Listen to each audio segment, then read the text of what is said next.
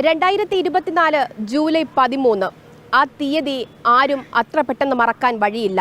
തലസ്ഥാന നഗരനിവാസികൾ മാത്രമല്ല, കേരളക്കര ഒന്നാകെ മാലിന്യ കൂമ്പാരത്തിൽ വീണ ഒരു മനുഷ്യന്റെ ജീവനു വേണ്ടി ഒന്നിച്ച് പ്രാർത്ഥിച്ച 3 ദിനങ്ങൾ. പക്ഷേ പ്രാർത്ഥനയ്ക്ക് ഫലമുണ്ടായില്ല. 3-ാം നാൾ ജോയി എന്ന മനുഷ്യന്റെ മൃതദേഹം അതേ മാലിന്യ കൂമ്പാരത്തിൽ നിന്ന് നമ്മൾ കണ്ടെടുത്തു. ജോയിയുടെ മരണത്തിന് ശേഷം അടിയന്തര നടപടികളാണ് റെയിൽവേയും കോർപ്പറേഷനും തുടങ്ങിവെച്ചത്. ഉടനടി തന്നെ ആമയിഴഞ്ചാൻ തോട്ടിലെ മുഴുവൻ മാലിന്യങ്ങളും നീക്കം ചെയ്യപ്പെട്ടു. ഇനി മാലിന്യം ഇത്തരത്തിൽ കുന്നുകൂടാതിരിക്കാനുള്ള സാഹചര്യം ഒരുക്കുകയാണ് എന്നുള്ള പ്രഖ്യാപനവും നടത്തി. പക്ഷേ ആ പ്രഖ്യാപനങ്ങൾ എത്രത്തോളം ഫലപ്രാപ്തിയിലെത്തി എന്നുള്ളത് ഈ കാഴ്ചയിൽ നിന്ന് തന്നെ നമുക്ക് മനസ്സിലാക്കാൻ സാധിക്കും. അന്നേ ദിവസം ജോയി എന്ന റെയിൽവേ കരാർ ജീവനക്കാരൻ വൃത്തിയാക്കാൻ ഇറങ്ങിയ ആമയിഴഞ്ചാൻ തോടിൻ്റെ ഭാഗമാണ്, റെയിൽവേ സ്റ്റേഷൻ അകത്ത് തന്നെയുള്ള ഭാഗമാണ്. അന്നത്തെ അവസ്ഥ എന്തായിരുന്നോ സമാനമായിട്ടുള്ള അവസ്ഥ തന്നെയാണ് ആമയിഴഞ്ചാൻ തോട്ടിൽ ഇപ്പോഴും നമുക്ക് കാണാൻ കഴിയുന്നത്. പല ഭാഗങ്ങളിലും അത്രത്തോളം മാലിന്യ കൂമ്പാരം കാണാൻ കഴിഞ്ഞില്ല എങ്കിൽ കൂടിയും അപകടം നടന്ന സ്ഥലത്ത് ഇപ്പോഴും ഒരു മാറ്റവും ഉണ്ടായിട്ടില്ല. മാലിന്യം മാറാതെ ആമയിഴഞ്ചാൻ തോട് ഇങ്ങനെ നിലനിൽക്കുന്ന സാഹചര്യമാണ് ഇപ്പോഴും ഉള്ളത്. തോട്ടിലെ മാലിന്യം മാറ്റാൻ ഇപ്പോഴും ഒരു മാർഗവുമില്ലാത്ത അവസ്ഥയാണ് എന്നുള്ളതാണ് അറിയാൻ സാധിക്കുന്നത്.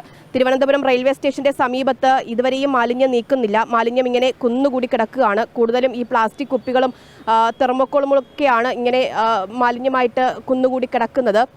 ഈ വെള്ളത്തിന് നീങ്ങാൻ കഴിയാത്ത വലിയ അവസ്ഥ അത് ഇപ്പോഴും അങ്ങനെ തന്നെ നിലനിൽക്കുന്നു എന്നുള്ളതാണ്. എന്തായാലും മാലിന്യം നീക്കാൻ റെയിൽവേ കൃത്യമായ പദ്ധതി തയ്യാറാക്കുന്നില്ല എന്നുള്ളതാണ് കോർപ്പറേഷന്റെ പരാതി. തൊഴിലാളികളെ ഉപയോഗിച്ച് നീക്കാനാകില്ല എന്നുള്ളത് നഗരസഭ നേരത്തെ തന്നെ അറിയിച്ചു കഴിഞ്ഞു. വൃത്തിയാക്കാൻ ഇറങ്ങിയ ഒരു മനുഷ്യനാണ് ഈ മാലിന്യങ്ങൾക്കിടയിൽ ശ്വാസം മുട്ടി മരിച്ചത്. അതുകൊണ്ട് മനുഷ്യനെ ഇറക്കി ഇനിയും ഈ മാലിന്യങ്ങൾ നീക്കം ചെയ്യാൻ അനുവദിക്കില്ല, അത് സമ്മതിക്കില്ല എന്നുള്ളതാണ് കോർപ്പറേഷൻ പറയുന്നത്. മേയർ തന്നെ അത് വ്യക്തമാക്കുകയും ചെയ്തിട്ടുണ്ടായിരുന്നു. പിന്നെയുള്ളത് എന്ത് മാർഗമാണ് എന്നുള്ളതാണ് ഏറ്റവും പ്രധാനപ്പെട്ട കാര്യം. സാധ്യമായിട്ടുള്ള ഒരു കാര്യമെന്ന് പറയുന്നത് സംവിധാനത്തോടു കൂടി ഒരു പദ്ധതി തയ്യാറാക്കുകയാണ്. അത് തയ്യാറാക്കുന്നുണ്ട് എന്നുള്ളതാണ് മേയർ പറയുന്നത്.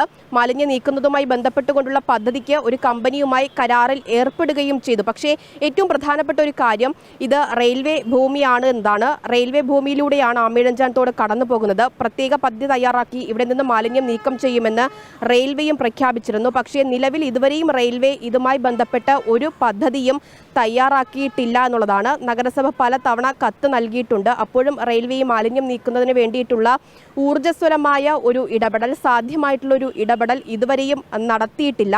നിർമ്മിത ബുദ്ധിയിലൂടെ ഒരു സംവിധാനം ഒരുക്കിക്കൊണ്ട് ഈ മാലിന്യം നീക്കം ചെയ്യുക എന്നുള്ളതാണ് നഗരസഭ ഇപ്പോൾ മുന്നോട്ട് വെച്ചിരിക്കുന്ന ഒരു കാര്യമെന്ന് പറയുന്നത്. ക്ലീൻ ചെയ്യുന്നതിനേക്കാളും അപ്പുറം തമ്പാനൂരിലെ അക്ഷയപാത്രമായി മാറിയിരിക്കുകയാണ് നമ്മുടെ ഈ ആമയിഴഞ്ചാൻ തോട്.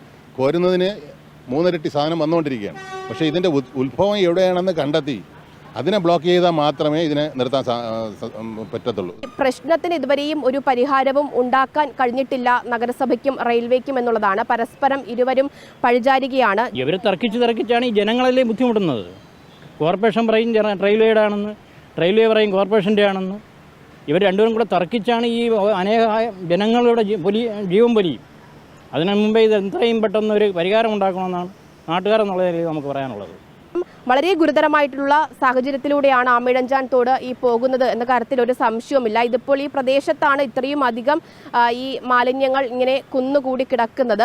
അസഹ്യമായിട്ടുള്ള നാറ്റമാണ് ഈ സമീപത്ത് നടന്നു പോകുന്നവർക്കും അതുപോലെ തന്നെ ഇവിടെ നിൽക്കുമ്പോഴും ഒക്കെ തന്നെ അനുഭവിക്കേണ്ടി വരുന്നത് എന്നുള്ളതാണ്. എന്തായാലും പരിതാപകരമായ അവസ്ഥ തന്നെയാണ് ആമയിഴഞ്ചാൻ തോട് ഇപ്പോഴും ഉള്ളത്. അതിന് ഇതുവരെയും ഒരു മാറ്റവും വന്നിട്ടില്ല. മാലിന്യ കൂമ്പാരത്തിൽ മരണം അടയേണ്ട ഒരു സാഹചര്യം ഉണ്ടാക്കില്ല എന്നത് കണക്കിലെടുത്തുകൊണ്ടാണ് ആളുകളെ ഇത് വൃത്തിയാക്കാൻ വേണ്ടി ഇറക്കാത്തത്. അതെന്തായാലും ഒരു നല്ല കാര്യം തന്നെയാണ്. പക്ഷേ അത് അവിടെ നിൽക്കട്ടെ.